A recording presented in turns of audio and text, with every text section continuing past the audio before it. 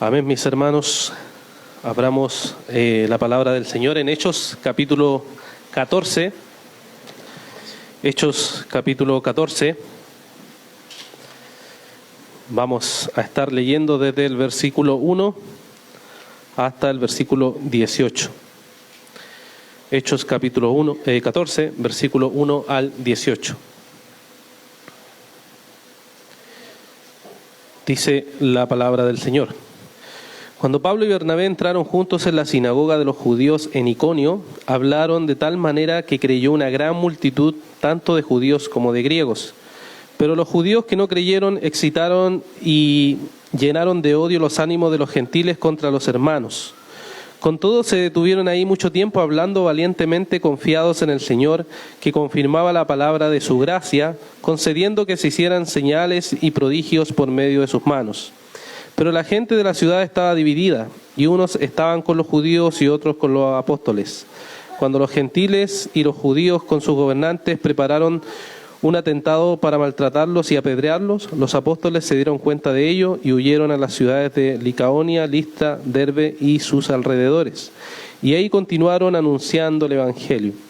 Y había en Listra un hombre que estaba sentado, imposibilitado de los pies, cojo desde el seno de su madre, y que nunca había andado. Este escuchaba hablar a Pablo, el cual, fijando la mirada en él y viendo que tenía fe para ser levantado, dijo con voz fuerte: «Levántate derecho sobre tus pies». Y él dio un salto y comenzó a andar.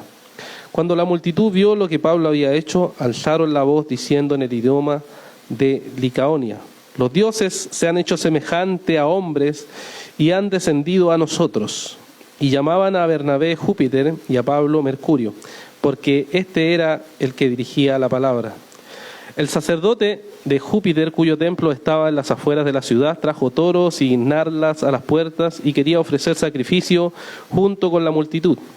Pero cuando lo oyeron los apóstoles, Bernabé y Pablo rasgaron sus ropas y se lanzaron en medio de la multitud gritando: «Señores, ¿por qué hacen estas cosas? Nosotros también somos hombres de igual naturaleza que ustedes y les anunciamos el evangelio para que se vuelvan de estas cosas vanas a un Dios vivo, que hizo el cielo y la tierra, el mar y todo lo que hay en ellos. En las generaciones pasadas Él permitió que todas las naciones siguieran sus propios caminos, y sin embargo no dejó de dar testimonio que Él mismo, haciendo bien y dándoles lluvias del cielo y estaciones fructíferas, llenando sus corazones de sustento y de alegría. Aún diciendo estas palabras, apenas pudieron impedir que las multitudes le ofrecieran sacrificio». Que el Señor bendiga su santa palabra.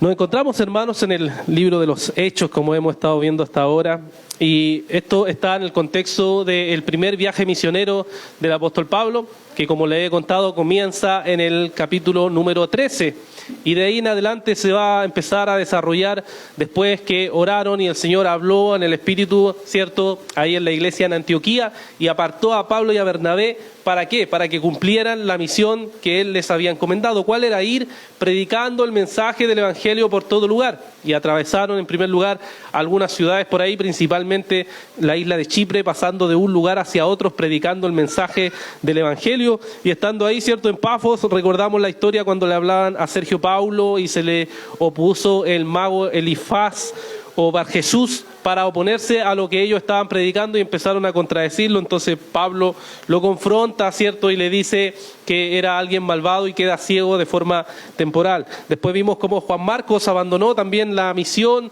y siguió adelante solamente Bernabé y Pablo, y esto en el futuro iba a tener cierta repercusión. Y vemos después, cuando llegaron a Antioquía de Pisidia, cómo entonces Pablo y Bernabé empezaron a predicar en esa ciudad, entrando en la sinagoga. Cuando se le dio la oportunidad, dieron un largo sermón que estaba basado en tres cosas, que era la historia de Israel, luego cómo Cristo cumplía las Escrituras, y finalmente aplicaron el sermón para decirle que en Cristo tenían perdón de pecados y justificación si ellos creían en el Señor.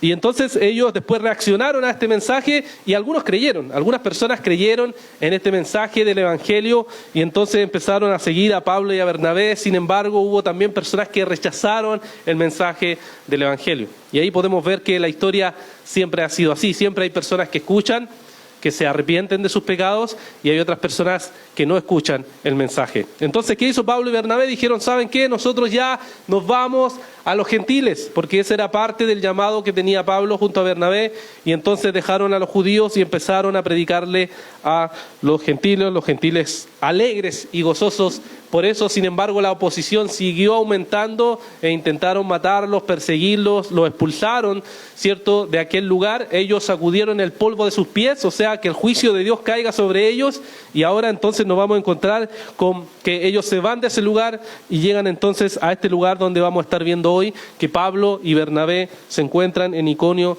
y en Listra. Observemos entonces primero, mis hermanos, cómo le fue a Pablo y Bernabé cuando predicaron en Iconio, viendo los primeros versículos, desde el versículo 1 hasta el versículo 7, nos vamos a encontrar entonces que el trabajo misionero del apóstol Pablo junto con Bernabé se mueven desde Antioquía de Pisidia y ahora se van a ir entonces a Iconio. En estos primeros 7 versículos vamos a ver que Lucas nos va a relatar 4 cosas que están aconteciendo. Primero, podemos observar en el verso 1 que ellos entonces llegan a esta ciudad de Iconio, habían viajado aproximadamente unos 128 kilómetros para llegar a ese lugar en Iconio, y entonces llegan ahí, que era una antigua ciudad de Frigia, donde los griegos se convirtieron a esta ciudad en una ciudad muy importante del Imperio Romano, después con los años que pasaban, y se convirtió en una ciudad de la provincia de Galacia. Galacia para nosotros igual es familiar, ya que Pablo iba a enviar ahí a esa región después de la carta de los Gálatas. Y estando ahí entonces, la forma de predicar fue la misma que hicieron en Antioquía de Pisidia. ¿Cuál era la forma común de predicar? Ellos entonces fueron y entraron a una sinagoga. Entraron a la sinagoga y entonces ahí predicaron el mensaje del Evangelio. A pesar de que ellos, recuerden, habían dicho que se iban a ir a los gentiles, aún así, mostrando el amor para con el pueblo de Israel, entran a la sinagoga y predican el mensaje del Evangelio.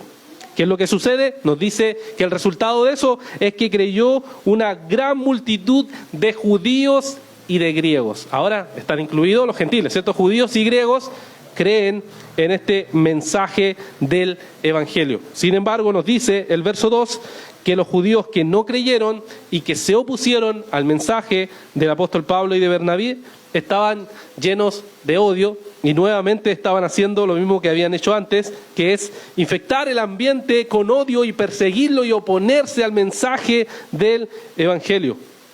Los judíos, si nos damos cuenta aquí, los que se oponen son generalmente los judíos que no creen. Judíos que están aborreciendo este mensaje que el apóstol Pablo junto con Bernabé están siendo hostiles a la verdad del mensaje del Evangelio. Como sabemos, no es la primera vez que pasa, sino que es algo que recurrentemente ha pasado en el libro de los Hechos. Si nos vamos nuevamente al capítulo 13, versículo 45, estando en la ciudad de Antioquía de Pisidia, ¿qué es lo que sucede? Sucede que hay oposición. Hechos 13, 45 nos dice, pero cuando los judíos vieron la muchedumbre, se llenaron de celo y blasfemando contradecían lo que Pablo decía. Hechos 13, 45. Y ahora está sucediendo exactamente lo mismo. ¿Qué está pasando? Hay oposición al mensaje que Pablo y Bernabé están dando. Entonces el verso 3 nos indica que a pesar del odio que estaba provocándose en ese lugar, a pesar de la oposición, a pesar de que no era un lugar agradable donde ellos pudieran estar predicando el mensaje del Evangelio, nos dice que ellos se quedaron ahí mucho tiempo. Y el libro de Hechos siempre es ambiguo en el tiempo, ¿ya? Solo nos dice mucho tiempo. ¿Cuánto es eso? No tenemos idea, ¿ya? Pero nos dice que mucho tiempo se quedaron ahí. Por ejemplo, el capítulo 15, versículo 33, también usa este lenguaje ambiguo a veces el libro de Hechos, cuando nos dice en Hechos 15, 33, después de pasar ahí algún tiempo, fueron despedidos en paz por los hermanos para volver a aquellos que lo habían enviado. O sea, fíjense, siempre hay algún tiempo, este tiempo, mucho tiempo, no hay claridad cuánto tiempo era, pero el punto es que ellos decidieron quedarse en esa ciudad predicando el mensaje del Evangelio. No era un ambiente grato, no era un lugar agradable, no eran personas agradables, sin embargo decidieron quedarse ahí. ¿Saben por qué? Porque amaban la palabra del Señor escuchada por personas, porque habían almas, habían personas que estaban dispuestas a escuchar. Y Pablo y Bernabé, con ese corazón pastoral que ellos tenían, dijeron: nos quedamos aquí mucho tiempo pastoreando y guiando a otras personas a pesar de la oposición, a pesar de que el ambiente no era un lugar agradable. Los judíos se oponían, por supuesto, porque sabían que había un Mesías, pero ellos no creían que ese era el Mesías que profetizaba la Escritura. Y seguramente ahí Pablo y Bernabé tuvieron que trabajar mucho más duro, porque recuerde que ahora la mentalidad gentil era una mentalidad que no tenía como base la Escritura, sino que tenía que haber recorrido más atrás, ir a la creación. Ellos tenían otros relatos de la creación. Ellos creían otra manera en cómo se formó el mundo. Entonces Pablo y Bernabé, quedándose ahí mucho tiempo, seguramente tuvieron que trabajar más a fondo para poder mostrarles el mensaje del Evangelio. Ellos creían en dioses paganos. Ellos creían en otra forma de vivir. Y entonces Pablo y Bernabé tuvo que trabajar mucho más tiempo en ese lugar. Y entonces vemos desde los versículos 4 al 7 que trabajando en ese lugar y esforzándose por predicar el mensaje, que había sucedido, que la ciudad se había dividido.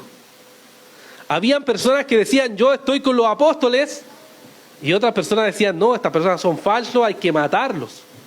Y la ciudad quedó completamente dividida, algunos a favor y otros en contra. Y el verso 5 nos dice que la oposición fue creciendo aún más, creciendo a niveles mucho más violentos, en donde ya los gobernantes de la ciudad estaban preparando un atentado contra Pablo y Bernabé. Y nos dice que querían perseguirlos, maltratarlos y apedrearlos. O sea, querían matarlos. Las autoridades de la misma ciudad ya habían pensado en cómo matar a Pablo y a Bernabé. ¿Y qué es lo que hicieron entonces Pablo y Bernabé? Los versos 6 y 7 nos dice que ellos se dieron cuenta de que los querían matar y por tanto huyeron a las ciudades que estaban alrededor, que eran, como leímos, Licaonia, Listra y Derbe. Y en esas ciudades lo que ellos hicieron es seguir predicando el mensaje del Evangelio.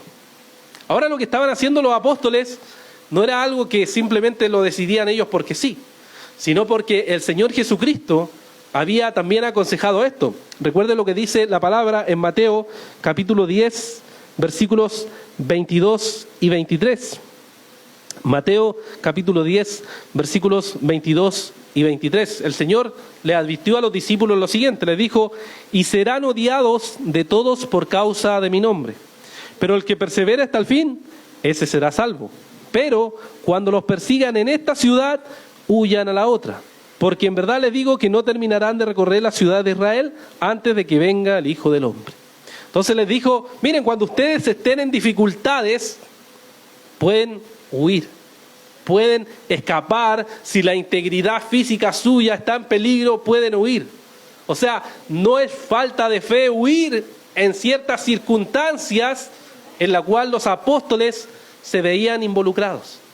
A veces podemos pensar eso: si nos persiguieran, no, que me maten nomás. Pero fíjense, los apóstoles se movieron y huyeron en ese momento. Pensaron y recordaron seguramente estas palabras de Jesús y entonces se movieron. ¿Qué nos enseña entonces, hermanos, estos versículos? ¿Qué nos muestra el Señor a través de estos versículos? ¿Cómo podemos aplicarlos y pensarlos hacia nosotros mismos? Lo primero que podemos ver en este viaje misionero y en estos versículos es lo siguiente: que hay momentos en que hay que quedarse predicando en lugares difíciles de predicar. Los apóstoles estaban siendo perseguidos, estaban en un ambiente hostil, en un ambiente que no los querían, y ellos podrían fácilmente haber dicho: ¿saben qué? Aquí no nos quieren, así que nos vamos. Pero ¿qué nos dice? Que ellos se quedaron ahí por algún tiempo o por mucho tiempo, no sabemos cuánto tiempo. Se quedaron ahí. Y eso ha pasado también en momentos en que el cristianismo se ha visto involucrado o se ha visto perseguido en ciertos contextos de la historia. Por ejemplo, en la Segunda Guerra Mundial, en Alemania, cuando la iglesia cristiana se vio afectada por Hitler en el poder, amenazó a la iglesia y le dijo: la iglesia tiene que seguir y enseñar lo que dice la autoridad. Y casi todas las iglesias se alinearon a eso. Y dijeron, claro, vamos a enseñar lo que el régimen dice. Sin embargo, hubo un grupo de cristianos que se conoce hoy en día como la iglesia confesante, que dijo, nosotros no podemos alinearnos con esto. Y ahí estaba un teólogo que hasta el día de hoy es conocido, llamado como Dietrich Bonhoeffer, el cual, junto con un grupo de hermanos, decidió quedarse ahí en Alemania y enseñar la palabra de Dios en secreto, en un ambiente en que fácilmente podrían haberlos matado. Pero se quedaron, ¿por qué? Porque amaban a esas personas. Porque dijeron, no podemos abandonar el rebaño de Dios y nos vamos a quedar aquí aún enseñando la palabra del Señor. Y eso pasó en ese contexto. Hoy en día pasa también en otros contextos, en otros países que viven en opresión, en donde tienen que quedarse en un momento de dificultad y deciden quedarse en ese lugar. ¿Y qué nos enseña a nosotros, hermanos? Nos enseña que vivir la fe a veces incluye quedarse en lugares incómodos. Incluye quedarse predicando en lugares difíciles. Incluye relacionarnos con ese hermano que me cuesta relacionarme. Incluye estar en una iglesia donde quizás no tengo buena relación. Incluye la dificultad. Eso incluye ser parte de la fe cristiana. Incluye el problema, incluye estar incómodo, incluye la molestia. Incluye eso, hermanos. ¿Acaso no nos dice la palabra en Santiago, capítulo 1, versículos 3 y 4, que cuando estemos en medio de diversas pruebas, nos gocemos en el Señor? ¿No nos dice Primera de Pedro, capítulo 1, versículos 6 y 8, que tenemos que ser afligidos por medio de diversas pruebas? ¿Y de dónde vendrán esas diversas pruebas? Van a venir muchas veces de estar y quedarse en lugares difíciles, de estar en situaciones incómodas. Y eso nos muestra, hermanos, que a eso hemos sido llamados como iglesia. A eso hemos sido llamados. Si usted cree que ser miembro de una iglesia y estar en una iglesia va a ser todo feliz y nunca va a haber tensión y dificultad, está completamente equivocado. Eso lo sabe todo misionero cuando va a las misiones. Ir significa incomodidad, significa sufrimiento, significa problemas, y eso significa también ser parte de una iglesia. Eso es lo que significa, hermanos. Es algo molesto en alguna ocasión incluso, sí, pero eso es ser cristiano, eso es ser parte de la iglesia del Señor. Y eso es lo que debemos considerar. Ahora fíjense que los apóstoles tampoco se quedaron hasta todo a soportar y que los mataran, sino que observe que hay momentos en los cuales también hay que huir. Y eso es lo que vemos. Los apóstoles se quedaron expuestos a esa circunstancia, pero cuando vieron que los iban a matar, no simplemente se quedaron, sino que vimos que ellos huyeron siguiendo lo que habían aprendido del Señor Jesucristo. Que hay ocasiones en las cuales hay que huir. Cuando estás expuesto físicamente, tienes que huir. Entonces Pablo y Bernabé se vieron enfrentados a eso. Hay una hermana que en Inglaterra se ha hecho conocida por enfrentar exactamente un peligro a su vida física. Un nombre un poco raro para nosotros, pero se llama Atum Touch. Atum Touch. Lo pueden googlear, lo van a encontrar. Ella era una musulmana que llegó al Evangelio y que se convirtió a la fe cristiana. Y debido a eso, cuando uno pasa eso en un contexto musulmán, ¿saben lo que pasa? La persona muere para la familia. Y por tanto, si muere para la familia, si yo te pillo, voy a matarte, porque voy a recuperar el honor de mi familia. Y como vive en un contexto de Inglaterra, donde hay cierta libertad, pero también en Europa últimamente ha llegado mucho islámico ya hace mucho tiempo, entonces ella se ve enfrentada a muchas persecuciones y atentados contra su vida. Les resumo, por ejemplo, lo que ella ha vivido. En el julio del 2020 fue arrastrada por el suelo por un grupo de musulmanes. En octubre del 2020 le dieron puñetazos en la cara. En julio del 2021 fue apuñalada varias veces por alguien desconocido que nunca supieron quién era. Y ahora, cuando a ella la entrevistan, evidentemente ella se cambia de casa. O sea, ella huye. Se mueve constantemente porque constantemente la quieren matar. Y es porque ella predica el Evangelio y dice que los musulmanos, lo que enseñan ellos es incorrecto. y por eso la odian. Pero ella no simplemente ha sido lamentablemente golpeada, lamentablemente ha sufrido por su fe, pero ella se mueve, sabiendo que su integridad física se ha expuesto. Ahora uno diría, ay, pucha, la hermana que cobarde, no se queda ahí a enfrentar la dificultad. Bueno, uno, hay que estar en el lugar, y dos, vemos que es siguiendo lo mismo que vemos aquí. Cuando vemos en riesgo nuestra integridad física, ella se mueve. Y podemos, por supuesto, tenerla también considerada en nuestras oraciones, pensar. Entonces, hermanos, hay circunstancias en la vida cristiana en donde hay que huir, como esta circunstancia, en donde hay que moverse, donde no hay que quedarse en el mismo lugar, sino que hay que huir. Pero hay que orar y discernir cuándo me quedo, como lo hicieron los apóstoles, en el lugar difícil, en la incomodidad, en el momento difícil, y cuándo hay que huir de esos lugares. Pero como iglesia sabemos que estamos llamados a vivir en medio de la adversidad, a predicar el mensaje en medio de la hostilidad, a vivir nuestra fe en los momentos de dificultad. Eso es lo que podemos ver entonces con Pablo y Bernabé cuando están en Iconio. Ahora observemos lo que pasa en el versículo 8 al 18, donde vamos a ver a Pablo y Bernabé predicando en Listra.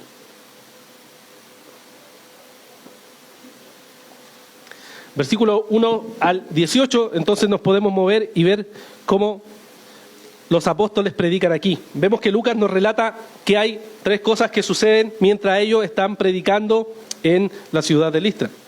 Vemos primero en los versículos del 8 al 10 que llegan a esta provincia romana de Galacia y están ahí, ¿cierto? Porque habían escapado de Iconio, como vimos, y llegan a esa ciudad, y entonces cuando llegan, lo primero que se encuentran es a un hombre cojo de nacimiento que está en ese lugar poniendo atención a lo que los apóstoles están haciendo.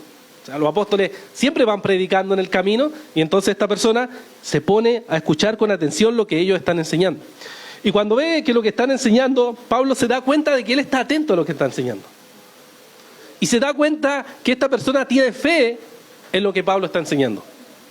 Y entonces Pablo lo mira y le dice con voz fuerte, como nos dice el texto, levántate derecho en tus pies. Y él, ¿cierto? Salta, dice. De un salto comienza a caminar. Y esto es muy similar a lo que pasó con el cojo de nacimiento con Pedro. Recordarán Hechos capítulo 3. En el verso 6 tenemos esta frase famosa que conocemos de Pedro, Hechos 3:6. Pero Pedro le dijo, no tengo plata ni oro, pero lo que tengo te doy. En el nombre de Jesucristo de Nazaret, anda. Muy similar, ¿cierto? Le dice que el Señor va a obrar en medio de esta persona. Y podemos ver que en la predicación del mensaje de los Hechos nos muestra que las señales y los prodigios siguen o acompañan a los apóstoles cuando predican el mensaje del Evangelio. Esto estaba mucho en la lógica del mundo antiguo, que para ver cuál era el Dios verdadero siempre iba a manifestarse con señales. ¿Se acuerdan, cierto, de la historia famosa de Elías con los profetas de Baal? Que les dice, bueno, ustedes pídanle a su Dios que haga señales, ¿cierto? Y él se burla y todo. Pero después Elías le dice, mire, veamos si este es el Dios verdadero, y el Dios verdadero lanza fuego. En la lógica del mundo antiguo, el Dios verdadero, ¿qué hace? Manifiesta con poder. Se manifiesta con poder y confirma que ese es el Dios verdadero. Entonces vemos que eso es lo que pasa aquí. El mensaje que están predicando los apóstoles es confirmado a través del mensaje del Evangelio. ¿Y qué vemos que sucede entre los versículos 11 al 13? Vemos entonces cuál es la reacción a esta sanidad de este cojo. ¿Cuál es la reacción que sucede en ese momento? Vemos que las personas que escuchan eran gentiles. O sea, eran paganos. O sea, no creían lo mismo que un judío. ¿Y qué es lo que sucede inmediatamente cuando ven ese poder? Ellos dicen, llegaron los dioses. Llegaron dioses, bajaron del cielo y llegaron, porque ellos creían en Venus. Y eso, me imagino, todos alguna vez en la escuela vimos, ¿cierto? Venus y todos esos dioses raros, pero eso era parte muy común de ellos. Y ellos tenían una historia en donde decían que en algún momento de la historia, Zeus y Hermes, que eran dioses de ellos, bajaron a la tierra. Y bajar no nos vaya a pasar lo mismo. Así que mejor traigamos los animales, traigan sacrificios, reconozcámoslos como dioses y adorémoslos. porque han bajado a nosotros dioses. Y entonces, como lo dice la palabra, a Pablo le llamaban Mercurio, porque llevaba la palabra, era el que hablaba, y Bernabé le llamaban Júpiter. Entonces lo que querían hacer era adorarlos a ellos como dioses. Y eso, hermano, es la característica de la mentalidad pagana. Como nos dice Romanos capítulo 1, versículos 22 al 23, Pablo nos escribe en ese contexto diciéndonos lo siguiente: profesando ser sabios, se hicieron necios y cambiaron la gloria del Dios incorruptible por una imagen en forma de hombre corruptible, de aves, de cuadrúpedos y de reptiles. O sea, ellos, en vez de adorar al Dios verdadero, terminaron creando un Dios a su imagen y semejanza, y lo adoraron. Y eso es lo que ellos tenían en sus mentes por ser gentiles. El verso 13 nos dice que incluso les costó detenerlos para que lo adoraran a ellos. Por poco casi lo adoran, y ellos dicen que rasgan sus vestiduras porque no pueden creer que ellos quisieran hacer eso. No podían creer que eso sucediera. Y entonces, ¿qué es lo que hace aquí Pablo y Bernabé? Desde el versículo 14 hasta el versículo 18, vemos que ellos se oponen a esto primero, ¿cierto? Rasgando sus vestiduras, lo cual significaba que era algo escandaloso, algo terrible, algo blasfemo, lo que estaban a punto de ver, que sacrificaran animales por ellos. Qué terrible para un judío, era verdadera blasfemia. Y no había más que rasgar las vestiduras y decir: esto es escandaloso, no puedo soportar esto. Y entonces lo que hacen ellos es que van a predicar el mensaje del Evangelio. Y fíjense lo que dice bien, porque dice que rasgan sus vestiduras y van a ellos gritando, o sea, diciendo: no lo hagan, ¿qué están haciendo? Están gritando, están desesperados al ver que iban a adorarlos a ellos. Y lo que hace entonces Pablo y Bernabé es explicarle el mensaje del Evangelio. ¿Y qué es lo que hace? Ellos van a hacer algunas afirmaciones que para un gentil eran bastante extrañas. Por ejemplo, primero van a decir que ellos son hombres comunes y corrientes. Ellos son de la misma naturaleza que ellos. Están diciendo: nosotros no somos dioses, tampoco somos hombres semidivinos o divinos, nosotros somos común y corriente como ustedes. Lo que en la mentalidad de Pablo y de Bernabé hay es lo que nosotros conocemos hoy como la imagen y semejanza de Dios. Génesis 1:27, Dios creó al hombre a imagen suya, lo creó a imagen y semejanza. Eso es lo que le está diciendo. Yo soy igual que ustedes, soy simplemente un humano más. Pero para ellos, en su mentalidad, existían dioses, seres divinos, semidivinos. En segundo lugar, otra afirmación que para un gentil iba a ser extraña era la siguiente. Pablo dice que deben adorar al Dios que creó el cielo, la tierra, el mar y todo lo que hay en ella. Para nosotros como cristianos, yo sé, puede ser normal eso, pero para ellos era bastante extraño. ¿Por qué? Porque ellos tenían un Dios para todo. Tienes un Dios de la tierra, tienes un Dios del cielo, tienes un Dios de la luna, tienes un Dios de viña, tienes un Dios de Valpo, tienes un Dios de todo. Entonces ellos decían: miren, nosotros seguimos al Dios que es el creador de todas esas cosas. Él es el Dios de dioses. ¿Se acuerdan? Dios de dioses, Antiguo Testamento. Le está diciendo: este es el único y verdadero Dios al cual yo les traigo, y a ese Dios deben adorar. Para un pagano eso era sumamente extraño, hermanos. Sumamente extraño. Y por eso la oración, por ejemplo, de Nehemías, en Nehemías capítulo 9, versículo 6, que dice: solo tú eres el Señor, tú hiciste los cielos de los cielos, con todo su ejército, la tierra y todo lo que hay en ella, los mares y todo lo que en ellos hay, tú das vida a ellos y al ejército de los cielos se postra ante ti. Esa oración para un judío era amén, pero para un pagano era ¿qué? ¿Qué? ¿Cómo? ¿El Dios creó todo? ¿Hay un Dios que creó todo? No, ¿cómo? Hay muchos dioses. ¿Se dan cuenta? Entonces era un choque radical para la gente que estaba escuchando en ese momento. Era revolucionario, aunque para nosotros nos parece sumamente normal.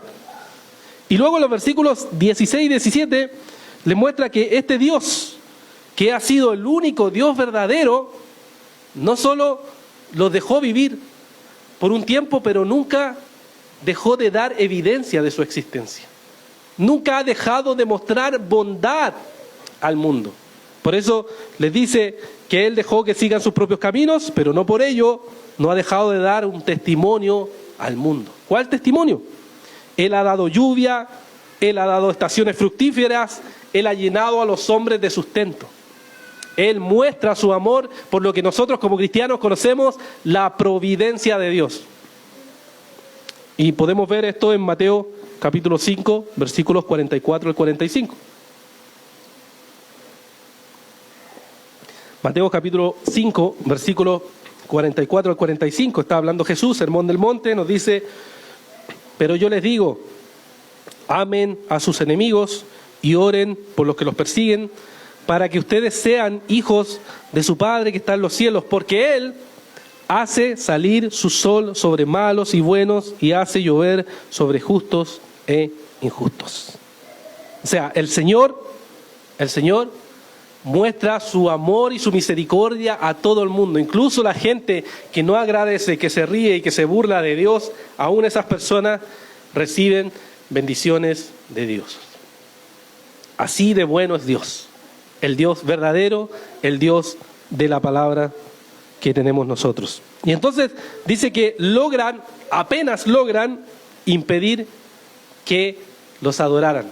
Pero diciéndole todas estas cosas para ellos les resultaba sumamente extraño, sumamente extraño. Hermanos, ¿qué nos dice estos versículos? ¿En qué nos ayuda a pensar a nosotros como iglesia? Primero, es que es bueno pensar en lo siguiente, que el mensaje del Evangelio es confirmado por medio de señales y prodigios. Ahora, esto hay que tenerlo muy claro, mis hermanos, que esto lo veamos en el libro de los Hechos es algo que aún puede suceder. Pero si examinamos el libro de los Hechos, tenemos que ser cuidadosos y ver lo siguiente: no siempre pasaba esto, no siempre pasaba. Y hay a veces donde hay confusión. Hay gente que dice que si hay un culto siempre tiene que haber señales y milagros. Siempre, todo culto tiene que haber señales y milagros porque es un verdadero culto. Pero si examinamos la Biblia, no siempre pasaba. No siempre había señales y milagros. Y entonces viene la otra persona con otro extremo y dice: no, en un culto nunca va a haber señales y milagros. Nunca puede haber eso. No, pero si vemos la Biblia, vemos que también hay. Entonces, ¿cuándo va a haber? Cuando el Señor quiera. Cuando el Señor quiera, porque Él es un Dios soberano. Y por ejemplo, si vemos la historia de misioneros, siempre nos vamos a encontrar con eso. Que hay ocasiones en que el Señor ha permitido que ese misionero o esa misionera predicaran años y años y trabajaran y se esforzaran y no pasaba nada. Pero en algún momento, de repente, pasan cosas. Hay conversiones, hay señales, hay milagros y empiezan a pasar cosas que uno no puede explicar y que lo único que puede decir es Dios obrando, confirmando su mensaje del Evangelio. Así ha funcionado casi en toda época, pero nosotros no lo controlamos. Tú y yo no controlamos el poder de Dios, es solamente Dios soberanamente actuando en la vida de las personas cuando Él quiere. Y es lo mismo que las conversiones. A mí me encantaría que yo predicara y todos se postraran y hicieran amén. Nos arrepentimos de nuestros pecados, pero ¿puedo hacerlo? No puedo. Aunque predique con toda mi fuerza, con todo mi corazón, no puedo hacer que las personas se arrepientan, no puedo hacer que nazcan de nuevo, no puedo hacer que vengan al Señor. Eso solo lo hace el Espíritu Santo.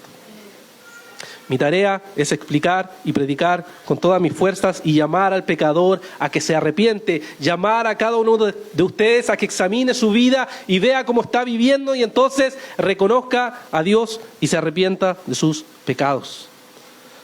Si te sientes culpable por lo que la palabra de Dios dice, si sientes el peso de la maldad que hay en tu corazón, entonces el Espíritu Santo obrando en ti, lo que tienes que hacer es venir y arrepentirte de tu pecado y volver a confiar en el Señor.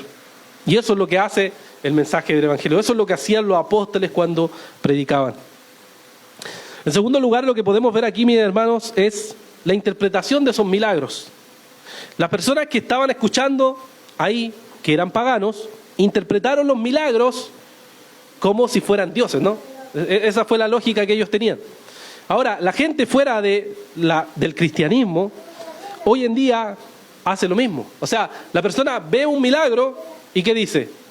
Dios está conmigo. Dios me sanó, entonces Dios favorece mi vida como yo estoy viviendo. ¿Cuántas veces hemos orado por personas no cristianas y el Señor puede haber obrado? Pero recordemos, y nosotros como cristianos sabemos que no solo el Señor obra en milagros. ¿Quién más obra? Satanás. Satanás también tiene poder para obrar en los milagros. Él tiene poder. Por tanto, ¿qué nos hace pensar? Un milagro no es suficiente para evaluar algo. Un milagro no es suficiente para declarar algo como es de Dios. Porque hay personas que van a ver las cartas, porque hay personas que van a recurrir a la magia, porque hay personas que ven el horóscopo y dicen, yo soy tanto, entonces Dios me va a dirigir en esto, ¿ya? Pero en verdad todo eso es demoníaco, satánico, pagano, y Dios no está actuando ahí. Entonces un milagro no dice nada, hermanos. Tenemos que aprender a interpretar bien que un milagro no dice nada que necesariamente algo sea de Dios, sino que tenemos que ver si ese milagro está unido a la voluntad y a la palabra del Señor. Y de ahí podemos examinar y ver las cosas.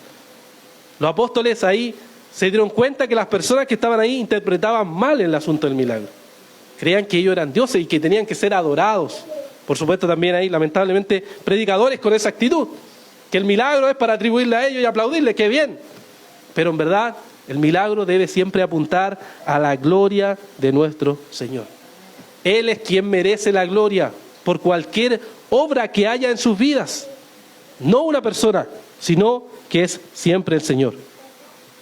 ¿Y qué también podemos ver aquí, hermanos?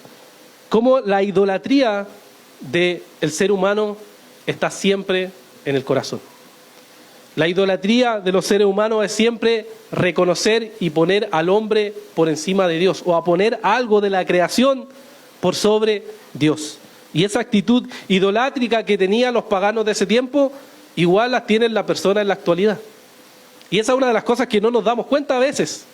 No nos damos cuenta de que las personas, cuando dicen lo siguiente, dicen, yo no creo en Dios.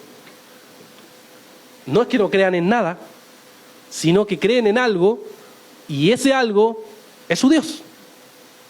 O sea, una persona puede decir, yo no creo en Dios, pero sin embargo vivo totalmente dedicando mi tiempo y toda mi fuerza al dinero.